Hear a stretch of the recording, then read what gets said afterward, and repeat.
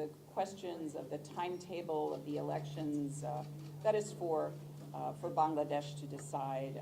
We are all for dialogue, but we do not have any direct involvement in what you described. Thank you. Thank you. Yeah. Thank you, Mr. Foreign Secretary, for your kind hospitality. I was pleased to meet today with the Honorable Prime Minister Sheikh Hasina, Law Minister Anisul Haq, Home Minister Abdul Azam Khan, and Foreign Secretary Masood bin Momen to discuss the excellent partnership our two nations have built over the last 5 decades. The United States looks forward to deepening our engagement with Bangladesh over the next 50 years and beyond.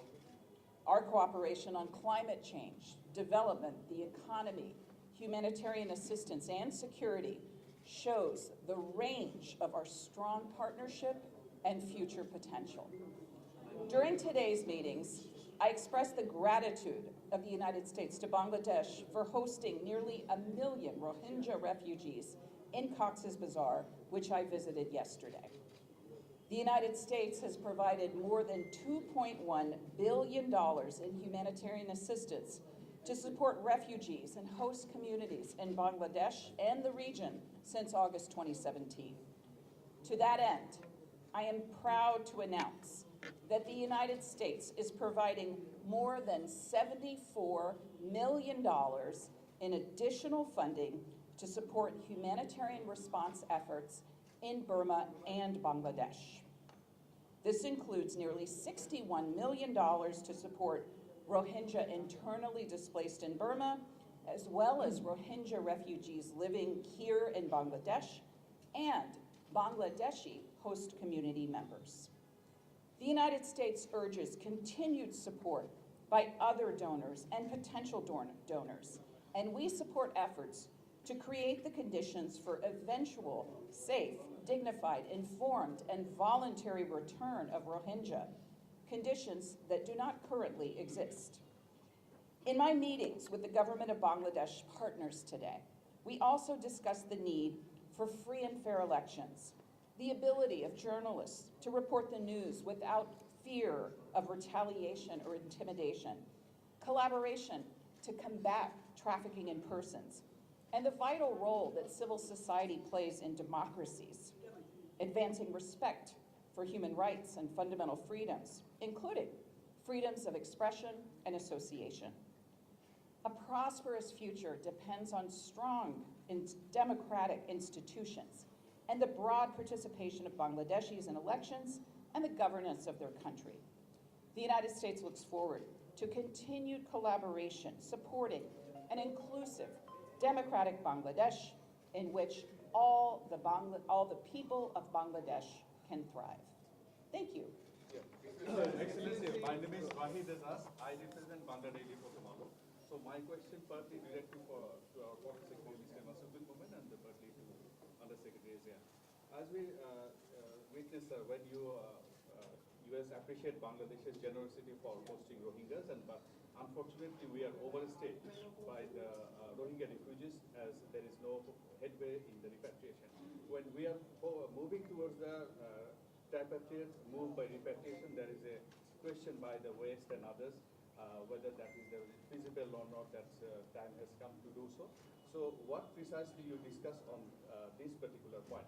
And to Undersecretary Zia, after meeting Prime Minister Sheikh Hasina, you mentioned that you look forward for the free and fair election for the thriving democracy of Bangladesh. So you touched upon the issue with the Honorable Prime Minister, Law Minister, Home Minister, as well as the Foreign Secretary.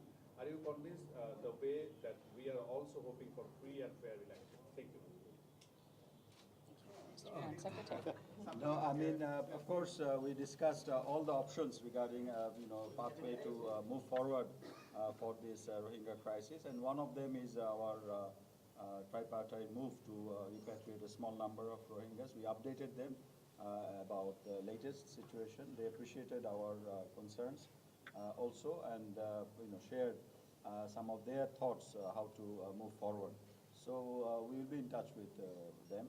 Obviously, we will not do anything to harm the refugees or the Rohingyas that we have who have been welcomed in Bangladesh and here for the last 6 years. Thank you.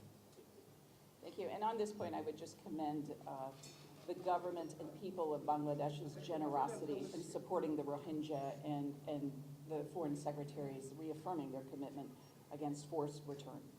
On the question of free and fair elections, I heard a strong commitment from the Honorable Prime Minister and all of the government ministers with whom I had the pleasure to meet today in support of free and fair and peaceful elections. And the United States, as part of our global human rights policy, supports free and fair and peaceful elections, and we want to do our part as a longtime partner of Bangladesh to help make this possible. There is a perception that if election is not fair, then the US is going to take strong measures against Bangladesh. So, what about you? What is the comment? Perhaps I'll just answer your question quickly. I come here in recognition of the importance of our partnership with Bangladesh and to underscore the U.S. desire to deepen that partnership in support of our vision of a free and open Indo-Pacific anchored in resilience that is more resilient, more connected, more secure, and more prosperous. So I would say I would not characterize the discussions as you described them, and I think we had a constructive, productive, and engaging discussions.